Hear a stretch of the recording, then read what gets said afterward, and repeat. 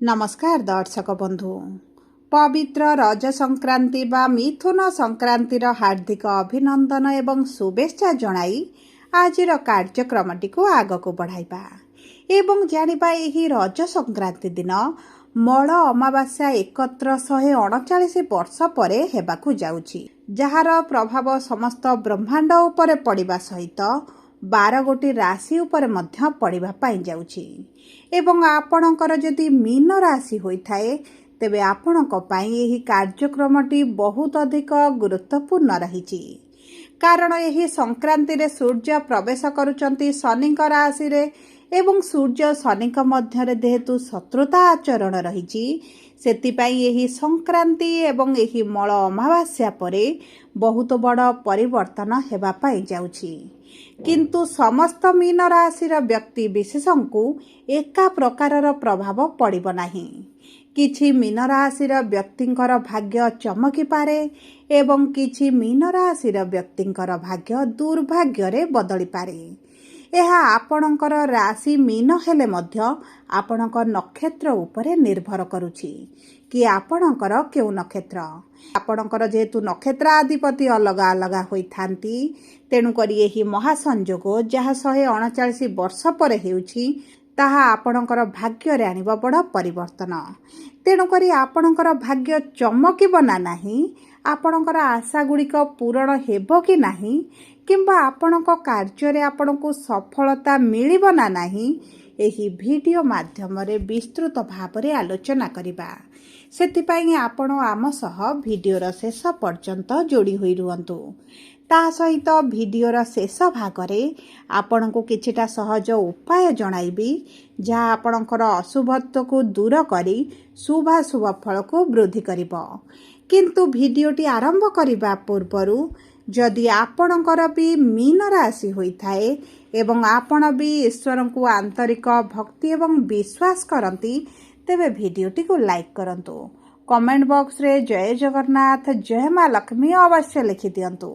ता सहित आम सह जोगाजोग करिबा पाई वीडियोर मध्य भाग रे एक व्हाट्सएप नंबर टी दिया जाइछि, जे नंबर साहाय्य आपण आम सह जोगाजोग करी निजर नूतन कुंडली प्रस्तुत करि परिबे, कुंडली विश्लेषण कराई परिबे, किंबा आपणकर चाकरी, विवाह, व्यवसाय, प्रेम संपर्क, शिक्षा, स्वास्थ्य को नहीं किछि समस्या रहिछि ताहार सहजरे एवं स्वल्प मूल्य रे समाधान करि परिबे।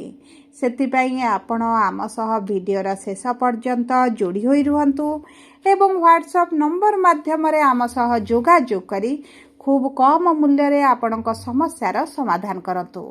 एबे आसंतु कार्यक्रमटी को आग को बढ़ाइबा एवं जानिबा मीन राशिर व्यक्ति विशेषंकर जीवन एही रज संक्रांति ठारू अभिशाप हेब ना आशीर्वाद हेब। देखंतु सर्वप्रथमे जानिबा पूर्व भाद्रपद मीन राशि बा 25/12 मीन राशिर व्यक्ति विशेष मानकर नक्षत्राधिपति हेउछंती देवगुरु बृहस्पति एवं गुरु विराजमान करिछंती त्रिकोणर भाव रे एवं आपणक पंचम भाव रे एवं शुक्र आपणकर पंचम भाव रे गुरुंक सहित एकत्र विराजमान करी आपणक शिक्षा क्षेत्र रे आनिबे बड़ परिवर्तन। आपणकर शिक्षा क्षेत्र रे जदि आपण किछि बड़ निष्पत्ति नेबा पई चाहुचंती, तेबे आपणक पई एहा शुभदायक रहिबो। किंबा आपण जदि प्रेम संपर्क रे अछंती एवं प्रेम विवाह करिबा पई चाहुचंती, तेबे मध्य भाग्य आपणकर साथ देबो।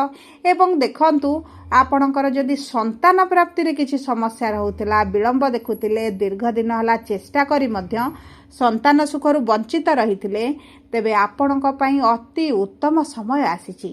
संतान सुख प्राप्ति हेबा सहित संतान लाभ मध्य आपण करि पारंती। एवं आपण जदि द्वितीय संतान पई चेष्टा करुथिले, तेबे मध्य भाग्य आपणकर साथ देबो। एवं देखंतु जदि आमे आपणकर कर्म क्षेत्र को देखिबा, तेबे गुरुंकर पंचम दृष्टि जेहेतु आपणकर भाग्यर भाव रे रहउची, लाभर भाव रे रहउची एवं आपणक राशि ऊपर रहउची बा प्रथम भाव रे रहउची, आपणक क्यारियर रे ग्रोथ आसीबो। चाकरी संधान रे थिले चाकरी प्राप्त होई जिवो। आपणकर दीर्घ दिनर किछि जदि अभिलाष इच्छा रहितला, कोनोसी बड़ सेक्टर रे कार्य करिबा आपणकर ड्रीम रहितला, कर्म क्षेत्र संबंधित किछि गोटे बड़ अभिलाष स्वप्न रहितला, ତେବେ ତାହା ନିଶ୍ଚିତ ଭାବରେ ପୂରଣ ହେବ। ଆପଣ ଅଧିକରୁ ଅଧିକ ରୋଜଗାର କରିବେ, ବ୍ୟବସାୟକୁ ମଧ୍ୟ ଆପଣ ବଢ଼ାଇ ପାରନ୍ତି। ମାନ ସମ୍ମାନ ବୃଦ୍ଧି ସହିତ ଯଦି ଆପଣଙ୍କର ପ୍ରମୋସନ୍, ଟ୍ରାନ୍ସଫର କିମ୍ବା ସାଲାରୀ ଇନକ୍ରିମେଣ୍ଟରେ କିଛି ସମସ୍ୟା ରହିଥିଲା, ହୋଇପାରୁନଥିଲା, ସେହିସବୁ କ୍ଷେତ୍ରରେ ଆପଣଙ୍କୁ ଶୁଭ ଫଳ ପ୍ରାପ୍ତି ହେବ। ଏବଂ ଦେଖନ୍ତୁ, ଏହି ଜୁନ୍ ପରଠାରୁ ଯଦି ଆପଣ କିଛି ଏକ୍ଜାମ୍, ଇଣ୍ଟରଭ୍ୟୁ, ଏଣ୍ଟ୍ରାନ୍ସ ମଧ୍ୟ ଦେଉଛନ୍ତି, ତେବେ ଆପଣଙ୍କ ପାଇଁ ଶୁଭଦାୟକ ରହିଛି। ସବୁ ପରେ ମନେ ରଖିଥାନ୍ତୁ, ଆପଣଙ୍କର ଶନିଙ୍କର 7.5ଟି ଚାଲିଛି। ଶନି ଆପଣଙ୍କ ଲଗ୍ନ ଭାବରେ ଅଛନ୍ତି ଗୋଚର ଅନୁସାରେ। ଯଦି ଆପଣଙ୍କ କୁଣ୍ଡଳୀରେ ଶନି ଖରାପ ସ୍ଥିତିରେ ଥିବେ, ତେବେ ଆପଣ କିଛିଟା ଉଚ୍ଚ ନିଚ ଭଳି ପରିସ୍ଥିତି ଦେଖିପାରନ୍ତି। ଏବେ ଆସନ୍ତୁ ଜାଣିବା, ଉତ୍ତରା ଭାଦ୍ରପଦ ମୀନ ରାଶି ବା 26/12 ମୀନ ରାଶିର ବ୍ୟକ୍ତି ବିଶେଷମାନଙ୍କର ନକ୍ଷତ୍ରାଧିପତି ହେଉଛନ୍ତି ଶନି ଏବଂ ଶନି ବିରାଜମାନ କରିଛନ୍ତି ଆପଣଙ୍କର ଲଗ୍ନ ଭାବରେ। ସ୍ୱାସ୍ଥ୍ୟ ସମସ୍ୟା ରହିବ, ମାନସିକ ଦୁଶ୍ଚିନ୍ତା ବଢ଼ିବ, ଅଯଥା ଚିନ୍ତା ଗୁଡ଼ିଏ କରିବେ ଏବଂ ଆପଣଙ୍କ ବୈବାହିକ ଜୀବନ ହେଉ ଏବଂ ବିବାହରେ ସମସ୍ୟା ମଧ୍ୟ ଆପଣ ଦେଖୁଥିଲେ। ସବୁ ପରେ ମନେ ରଖିଥାନ୍ତୁ, ଆପଣଙ୍କର ମାନସିକ ଚିନ୍ତା ବଢ଼ିବା ସହିତ ଆପଣଙ୍କ କ୍ୟାରିୟରକୁ ନେଇ ଆପଣ ଯେଉଁ ଓରିଡ୍ ହେଉଛନ୍ତି, ତାହା ଆପଣଙ୍କ କ୍ୟାରିୟରରୁ ଆପଣଙ୍କୁ ହଟାଇପାରେ, ମନ ବିଚଳିତ କରାଇପାରେ। ତେଣୁକରି ଆପଣ ଧୈର୍ଯ୍ୟ ରଖିଲେ ଏହି ସମୟ ମଧ୍ୟରେ ଆପଣଙ୍କୁ ସଫଳତା ନିଶ୍ଚିତ ମିଳିବ। ଆପଣଙ୍କ ସ୍ୱାସ୍ଥ୍ୟରେ ଯେଉଁ ଉଚ୍ଚ ନିଚ ପରିସ୍ଥିତି ରହୁଛି ଏବଂ ଦ୍ୱାଦଶରେ ଯେହେତୁ ରାହୁ ଅଛନ୍ତି, ମେଡ଼ିକାଲରେ ଅର୍ଥ ଖର୍ଚ୍ଚ ହେଉଛି, ଆପଣଙ୍କ ସ୍ୱାସ୍ଥ୍ୟ ପାଇଁ ହେଉ, ଆପଣଙ୍କ ପ୍ରିୟ ପରିଜନଙ୍କ ପାଇଁ ହେଉ, ପରିବାରବର୍ଗଙ୍କ ପାଇଁ ଯେଉଁ ହେଉଛି, ସେଥିରେ ଧୀରେ ଧୀରେ ଆପଣ କମି ଦେଖିବା ଆରମ୍ଭ କରିବେ। କାରଣ ଗୁରୁଙ୍କର ଶୁଭ ଦୃଷ୍ଟି, ନବମ ଦୃଷ୍ଟି ଆପଣଙ୍କର ଲଗ୍ନ ଭାବକୁ ରହୁଥିବାରୁ ସ୍ୱାସ୍ଥ୍ୟରେ ନିଶ୍ଚିତ ଭାବରେ ଉନ୍ନତି ପରିଲକ୍ଷିତ ହେବ। ରୋଗ ପ୍ରତିରୋଧକ ଶକ୍ତି ବୃଦ୍ଧି ଘଟିବ। କିଛି ଜମି, ଭୂମି, ଯାନ, ବାହନ ଯଦି କ୍ରୟ କରିବାର ଅଭିଳାଷ ରହିଥିଲା, ତେବେ ତାହା ମଧ୍ୟ ଆପଣଙ୍କର ପୂରଣ ହେବ ଏବଂ ବିଶେଷ ଭାବରେ ଆପଣଙ୍କ ଗୃହରେ କିଛି ଶୁଭ କାର୍ଯ୍ୟ ବା ମାଙ୍ଗଳିକ କାର୍ଯ୍ୟ ଅନୁଷ୍ଠିତ ହେବ। ଯଦି ଆପଣ ବିବାହ ପ୍ରସ୍ତାବ ବାରମ୍ବାର ବହୁତ ଦିନ ହେଲା ଖୋଜି ମଧ୍ୟ ବିଫଳତା ଦେଖୁଛନ୍ତି, ବିବାହ ଭାଙ୍ଗି ଯାଉଛି କୌଣସି ନା କୌଣସି କାରଣବଶତଃ, ତେବେ ମଧ୍ୟ ଆପଣଙ୍କର ସେହି ଖରାପ ସମୟ ଅତିକ୍ରମ କରିଲାଣି ଏବଂ ଆପଣଙ୍କ ଜୀବନରେ ଶୁଭ ଫଳାଫଳ ପ୍ରାପ୍ତି ହେବ। ଧନର ଅଭାବ ଯେଉଁ ଆପଣଙ୍କର ରହିଛି, ତାହା ଆପଣଙ୍କର 21 ଜୁନ୍ ପରଠାରୁ ଧୀରେ ଧୀରେ ପରିବର୍ତ୍ତନ ହେବା ଆରମ୍ଭ ହେବ। ଯେହେତୁ ମଙ୍ଗଳ ଆପଣଙ୍କର ଧନର ଭାବରେ ରହିଛନ୍ତି, ଆପଣଙ୍କର ଅର୍ଥ ସେଭିଙ୍ଗସକୁ କମ୍ କରୁଛନ୍ତି ଏବଂ କିମ୍ବା ଆପଣ ଅର୍ଥ ସେଭିଙ୍ଗସ୍ କରିପାରୁନାହାନ୍ତି। ଆପଣଙ୍କର ଆୟ ହେଉଛି କିନ୍ତୁ ଆପଣଙ୍କର ବ୍ୟୟରେ ଚାଲିଯାଉଛି, ଆପଣଙ୍କ ପାଖରେ ଟଙ୍କାଏ ପଇସା ରହିପାରୁନି। ଏହାର ଅର୍ଥ ହେଉଛି ଶନିଙ୍କର 7.5, ରାହୁଙ୍କର ଦ୍ୱାଦଶ ଭାବରେ ଉପସ୍ଥିତି ଏବଂ ମଙ୍ଗଳ ଆପଣଙ୍କର ଧନର ଭାବରେ ଥିବାରୁ। ଏବେ ଆସନ୍ତୁ ଜାଣିବା, ରେବତୀ ମୀନ ରାଶି ବା 27/12 ମୀନ ରାଶିର ବ୍ୟକ୍ତି ବିଶେଷମାନଙ୍କର ବୁଧ ହେଉଛନ୍ତି ନକ୍ଷତ୍ରାଧିପତି। ଆପଣ ଏହି ସମୟ ମଧ୍ୟରେ ଆପଣଙ୍କ କଥା କହି ବହୁତ ଗୁଡ଼ିଏ କାର୍ଯ୍ୟ ହାସଲ କରିବେ।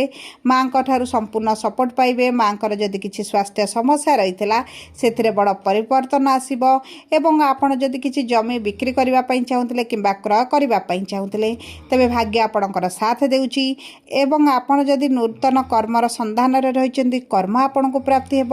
ଦେଖନ୍ତୁ, ଦୀର୍ଘ ଦିନର କିଛି ସ୍ୱପ୍ନ ଆପଣଙ୍କର ପୂରଣ ହେବ। ଆପଣଙ୍କର ଯଦି ପ୍ରେମ ବିବାହରେ କିଛି ସମସ୍ୟା ହେଉଛି, ତାହା ମଧ୍ୟ ଆପଣଙ୍କର ଦୂର ହୋଇଯିବ। କିନ୍ତୁ ଏହି ସମୟ ମଧ୍ୟରେ ବାଣୀର ଗୃହ ବା ଦ୍ୱିତୀୟ ଭାବ କୁଟୁମ୍ବର ଭାବରେ ମଙ୍ଗଳ ବିରାଜମାନ ଥିବାରୁ କୁଟୁମ୍ବ ପରିଜନଙ୍କ ସହିତ ଆପଣ ଏତେଟା ସନ୍ତୁଷ୍ଟି ଅନୁଭବ କରିପାରିବେନି। କିନ୍ତୁ ଆପଣଙ୍କର ମଙ୍ଗଳ 21 ତାରିଖରେ ତୃତୀୟ ଭାବକୁ ଗୋଚର କରିବା କ୍ଷଣି ଆପଣଙ୍କ ଗୃହରେ ମାଙ୍ଗଳିକ କାର୍ଯ୍ୟ ଅନୁଷ୍ଠିତ ହେବ। ଆପଣ କିଛି ନା କିଛି ଅର୍ଥ ଆପଣଙ୍କର ଇନଭେଷ୍ଟ ହେବ। ଆପଣଙ୍କ ସନ୍ତାନଙ୍କର କିଛିଟା କାର୍ଯ୍ୟ ପାଇଁ ଆପଣ ଶୁଭ କାର୍ଯ୍ୟ ପାଇଁ ଖର୍ଚ୍ଚ କରିବେ ଏବଂ ଏହି ଖର୍ଚ୍ଚଟି ଆପଣଙ୍କୁ ସନ୍ତୁଷ୍ଟି ପ୍ରଦାନ କରିବ। ଆପଣଙ୍କର କିଛି ଯଦି ଧର୍ମଯାତ୍ରା କରିବାର ଅଛି କିମ୍ବା ଆପଣଙ୍କର କିଛି ତୀର୍ଥଯାତ୍ରା କରିବାର ଥିଲା, ତେବେ ଏହି ସମୟଟି ଆପଣଙ୍କ ପାଇଁ ଅତ୍ୟନ୍ତ ଶୁଭଦାୟକ ରହିବ। ଯେଉଁ ବ୍ୟକ୍ତିମାନେ ବିଦେଶରେ ରହୁଥିଲେ କିମ୍ବା ବିଦେଶ ଯିବା ପାଇଁ ଚାହୁଁଥିଲେ, ବିଭିନ୍ନ ପ୍ରକାର ସମସ୍ୟା ବଶତଃ ବିଦେଶ ଯାଇପାରୁନଥିଲେ, ତେବେ ଆପଣଙ୍କ ପାଇଁ ରାସ୍ତା ପ୍ରଶସ୍ତ ହୋଇଯିବ। ଯଦି ଆପଣଙ୍କର ପୂର୍ବରୁ କିଛି କୋର୍ଟ କଚେରୀ କେସ୍ ଚାଲିଛି, ମିଥ୍ୟା ଆରୋପ ଆପଣଙ୍କ ଉପରେ ଲାଗିଛି, ତେବେ ଆପଣ ନିଶ୍ଚିତ ଭାବରେ ସେହିଭଳି ପରିସ୍ଥିତିରୁ ବାହାରକୁ ଆସିବେ। କିନ୍ତୁ ଆପଣ ଯଦି ଏହି ସମୟ ମଧ୍ୟରେ ଆପଣଙ୍କ କର୍ମକୁ ସଠିକ୍ ନ କରନ୍ତି ଏବଂ ସର୍ଟକଟ୍ ମାଧ୍ୟମ ଆପଣ ଆପଣ ନ ଆପଣନ୍ତି ତେବେ ଆପଣଙ୍କ ପାଇଁ ଅତ୍ୟନ୍ତ ଶୁଭଦାୟକ ରହିବ। କାରଣ ଯଦି ଏହି ସମୟରେ ଆପଣ ସର୍ଟକଟ୍ ଉପାୟରେ କିଛି କରିବା ପାଇଁ ଚାହିଁବେ ତେବେ ଆପଣ ବିପଦରେ ପଡ଼ିବେ। ଆପଣ ଯଦି ଟଙ୍କାରୁ ଟଙ୍କା କମାଇବା ପାଇଁ ଚେଷ୍ଟା କରିବେ ତେବେ ମଧ୍ୟ ଲସ୍ରେ ପଡ଼ିପାରନ୍ତି। ତେଣୁକରି ବୁଝି ବିଚାରି ଯଦି ନିଷ୍ପତ୍ତି ନିଅନ୍ତି, ଗୁରୁତୁଲ୍ୟ ବ୍ୟକ୍ତିମାନଙ୍କ ଠାରୁ କିଛିଟା ଉପଦେଶ ନେଇ ଯଦି କିଛି ନିଷ୍ପତ୍ତି ନିଅନ୍ତି ତେବେ ଆପଣଙ୍କ ପାଇଁ ଅତ୍ୟନ୍ତ ଶୁଭଦାୟକ ରହିବ। ଦେବଗୁରୁ ବୃହସ୍ପତିଙ୍କର ବୀଜ ମନ୍ତ୍ର 108 ଥର ପ୍ରତିଦିନ ପାଠ କରନ୍ତୁ ଏବଂ କୁକୁରମାନଙ୍କୁ କିଛିଟା ଖାଇବା ପାଇଁ ଦିଅନ୍ତୁ। ପ୍ରଭୁ ଗଣେଶଙ୍କର ଉପାସନା କରିବା ସହିତ ଗଣେଶଙ୍କ ପାଖରେ ବୁଧବାର ଦିନ କିଛିଟା ଲଡ଼ୁ ଏବଂ ଦୁବ ଘାସ ଅର୍ପଣ କରନ୍ତୁ। ଶନିବାର ଦିନ କଳା ରଙ୍ଗର କାଉ କୁକୁରମାନଙ୍କୁ କିଛିଟା ଦାନ କରନ୍ତୁ, ଖାଇବା ପାଇଁ ଭୋଜନ ଦିଅନ୍ତୁ ଏବଂ ଗରିବ ଲୋକମାନଙ୍କୁ କିଛି କଳା ରଙ୍ଗର ବସ୍ତ୍ର ଦାନ କରନ୍ତୁ।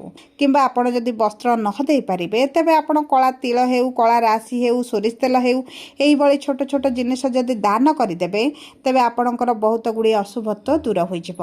ସବୁପରେ ଯଦି ଆପଣଙ୍କର ମୀନ ରାଶି ହୋଇଥାଏ, ଭିଡ଼ିଓଟି କିଭଳି ଲାଗିଲା କମେଣ୍ଟ ବକ୍ସରେ ଲେଖି ଜଣାନ୍ତୁ। ଯଦି ପ୍ରଥମ ଥର ଆମ ଚ୍ୟାନେଲକୁ ଆସିଛନ୍ତି ଚ୍ୟାନେଲଟିକୁ ସବସ୍କ୍ରାଇବ୍ କରନ୍ତୁ। ପାଖରେ ଥିବା ବେଲ୍ ଆଇକନ୍କୁ ପ୍ରେସ୍ କରନ୍ତୁ। ଧନ୍ୟବାଦ।